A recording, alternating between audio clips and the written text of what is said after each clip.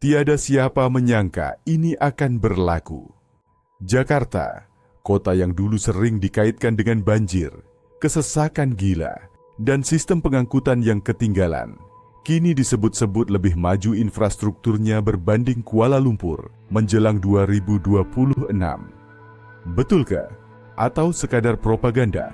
Dalam video ini, you akan nampak sendiri perbandingan fakta sebenar dari MRT, LRT, High Speed Rail, sampai proyek mega bernilai berbilion dolar. Dan akhirnya you tentukan siapa sebenarnya lebih ke depan. Sebelum kita mula, saya nak buat satu perkara. Kalau Anda rakyat Malaysia yang sayang negara, tapi juga berani lihat reality, tekan like sekarang. Kita tak perlu bias, kita perlukan fakta. Dan kalau video macam ini sampai 10.000 views dalam masa terdekat, itu bukti rakyat kita matang berbincang soal masa depan. Assalamualaikum. Sedih dan jom kita selami apa yang sedang berlaku di Jakarta. Pertama sekali, konteks. Kuala Lumpur memang bukan bandar kecil. Kita ada MRT Kajang Line sepanjang 46 km, MRT Putrajaya Line sekitar 57 km, LRT Kelana, Jaya Line lebih 46 km, LRT Ampang Line, monorail KTM komuter. Infrastruktur rel bandar kita antara paling maju di Asia Tenggara sejak sedekat lalu. Itu fakta. Tapi Jakarta sedang mengejar dengan sangat agresif. Fase pertama MRT Jakarta. Dari Lebak Bulus ke Bundaran HI, sepanjang kira-kira 16 km. Mula beroperasi pada 2019. Fase kedua sedang disiapkan ke arah Kota Tua dan dijangka beroperasi berperingkat sehingga 2027. Panjang keseluruhan laluan MRT, fase 1 dan 2 akan melebihi 27 km. Nampak kecil berbanding MRT KL. Tunggu dulu, Jakarta tidak berhenti pada MRT. Mereka ada LRT Jakarta dan juga LRT Jabodebek, sistem rel ringan yang menghubungkan Jakarta dengan bandar satelit seperti Bekasi dan Depok. LRT Jabodebek sepanjang lebih 40 km mula beroperasi pada 2023. Dan ini penting, proyek itu bernilai kira-kira 32,6 triliun rupiah Indonesia, bersamaan lebih kurang 9 hingga 10 bilion ringgit bergantung kadar tukaran. Itu bukan proyek kecil. Sekarang saya nak tanya Anda, bila kali terakhir kita dengar proyek rel baharu di KL diluluskan selepas MRT 2? Ada cadangan MRT 3 Circle Line sekitar 50 km. Kos dianggarkan lebih 40 bilion ringgit. Proyek itu pernah ditangguh, kemudian disambung semula secara berfasa. Jadi ya, kita masih membina. Tapi momentumnya tidak seagresif Jakarta yang sedang kejar transformasi besar-besaran menjelang pemindahan ibu negara mereka. Dan disinilah plot twist bermula. Indonesia sedang membina ibu negara baru, Nusantara, di Kalimantan Timur. Kos fase awal dianggarkan sekitar 466 triliun rupiah, kira-kira lebih 140 bilion ringgit. Walaupun Nusantara bukan di Jakarta, kesannya tetap terasa. Kenapa? Karena Jakarta kini dipaksa berfungsi sebagai pusat ekonomi global yang lebih efisien sebelum beban pentadbiran beralih. Mereka upgrade infrastruktur dengan mentaliti kita mesti siap sebelum terlambat. Bandingkan dengan Kuala Lumpur, kita sudah matang dari segi jaringan lebuh raya. Plus, Max, Duke, Suka, Dash. Tetapi siapa yang pernah terperangkap di Federal Highway waktu puncak tahu realitinya? Infrastruktur ada, kapasiti pula sering tepu. Jakarta dulu sinonim dengan macet berjam-jam. Sekarang dengan MRT dan LRT yang semakin meluas, perjalanan dari selatan ke pusat bandar boleh dipendekkan secara signifikan. Contohnya, laluan MRT dari Lebak Bulus ke Bundaran HI mengambil masa sekitar 30 menit. Sebelum ini, boleh cecah lebih sejam setengah ketika trafik teruk. Anda setuju satu benda ini? Bila pengangkutan awam efisien, ekonomi bergerak lebih laju, orang sampai kerja tepat waktu, kos logistik turun, produktiviti naik. yaitu Yes Ladder pertama. Seterusnya, mari kita bercakap tentang kereta api laju.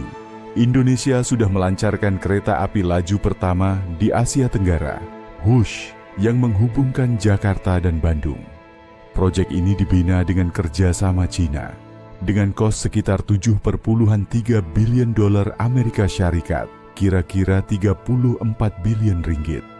Kelajuan operasi sehingga 350 km sejam. Perjalanan yang dulu mengambil masa lebih 3 jam kini sekitar 40 menit. Malaysia? Kita pernah rancang High Speed Rail Kuala Lumpur ke Singapura. Kos awal dianggarkan sekitar 60 hingga 70 bilion ringgit. Proyek itu dibatalkan pada 2021 dengan pampasan lebih 300 juta ringgit dibayar kepada Singapura. Sekarang ada usaha menghidupkan semula melalui model swasta, tetapi belum berjalan. So, sekarang saya tanya Anda, dari segi simbol kemajuan teknologi rel berkelajuan tinggi, siapa sedang mendahului? Tapi jangan cepat buat kesimpulan. Kuala Lumpur masih ada kelebihan penting.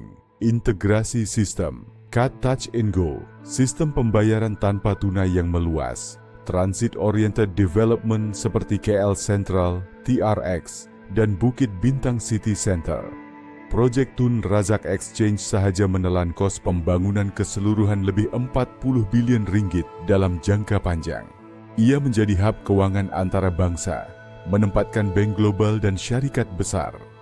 Jakarta juga ada proyek mega seperti kawasan Sudirman Central Business District dan pembangunan sekitar stesen MRT. Namun dari segi kemas dan integrasi bandar, KL masih lebih teratur.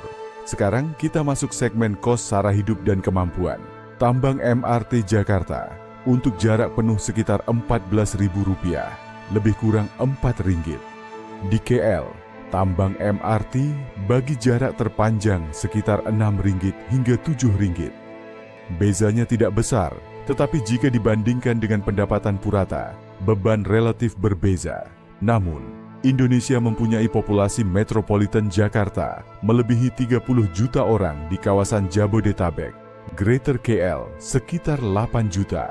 Skala cabaran Jakarta jauh lebih besar. Dan bila mereka berjaya membina sistem rel modern untuk populasi sebesar itu, impaknya dramatik. Saya pernah dengar orang kata, Jakarta tetap banjir. Jadi apa guna MRT canggih? Itu soalan valid. Ya, Jakarta masih berdepan isu penurunan tanah dan banjir. Malah sebahagian kawasan utara tenggelam beberapa sentimeter setiap tahun akibat pengambilan air bawah tanah. Tetapi mereka juga membina giant seawall dan sistem empangan pesisir sebagai perlindungan jangka panjang. Kuala Lumpur pula berdepan banjir kilat. Projek Smart Tunnel bernilai sekitar 1,9 bilion ringgit yang siap pada 2007 terbukti efektif, mengurangkan risiko banjir di pusat bandar. Itu contoh inovasi infrastruktur Malaysia yang sering dipuji di peringkat antarabangsa. Jadi sekarang naratifnya berubah. Ini bukan sekadar siapa ada EMRT lebih panjang. Ini soal momentum, keberanian pelaburan, dan visi jangka panjang. Jakarta sedang dalam fase catch-up acceleration. Kuala Lumpur pula dalam fase consolidation and optimization. Mana lebih hebat? Kalau Anda seorang pelabur asing, Anda mungkin lihat Indonesia sebagai pasaran 270 juta rakyat dengan pertumbuhan agresif. Jika Anda profesional yang mahu kestabilan dan sistem yang sudah matang, KL mungkin lebih meyakinkan. Ingat awal tadi saya kata ada sesuatu yang saya akan dedahkan? Ini dia.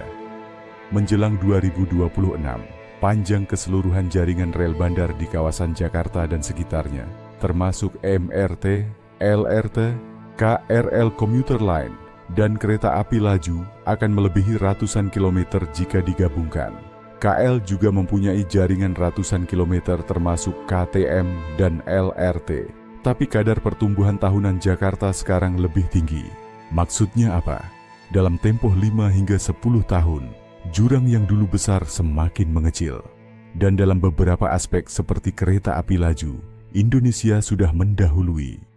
Namun dari segi kestabilan operasi, keselamatan, integrasi tiket, dan perancangan bandar yang lebih tersusun, Kuala Lumpur masih mempunyai kelebihan kompetitif. Jadi adakah infrastruktur Jakarta 2026 kini lebih maju daripada Kuala Lumpur? Jawabannya bukan hitam putih. Jika Anda ukur dari segi simbol kemodernan terbaru dan keberanian proyek mega terkini, Jakarta sedang melonjak laju dan mungkin kelihatan lebih progresif. Jika Anda ukur dari segi kematangan sistem dan konsistensi perancangan 2 dekad, KL masih kukuh. Dan inilah pengajaran terbesar untuk kita sebagai rakyat Malaysia. Persaingan serantau bukan untuk menjatuhkan semangat, tetapi untuk menyedarkan. Bila jiran kita laju, kita juga perlu pantas. Bila mereka berani melabur dalam rel, kita perlu pastikan proyek kita tidak tertangguh terlalu lama. Anda setuju? Akhirnya, si Anda sendiri yang tentukan. Adakah Anda lebih kagum dengan lonjakan drastik Jakarta?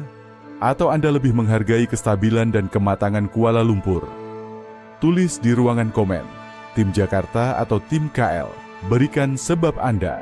Jangan sekadar emosi, beri fakta.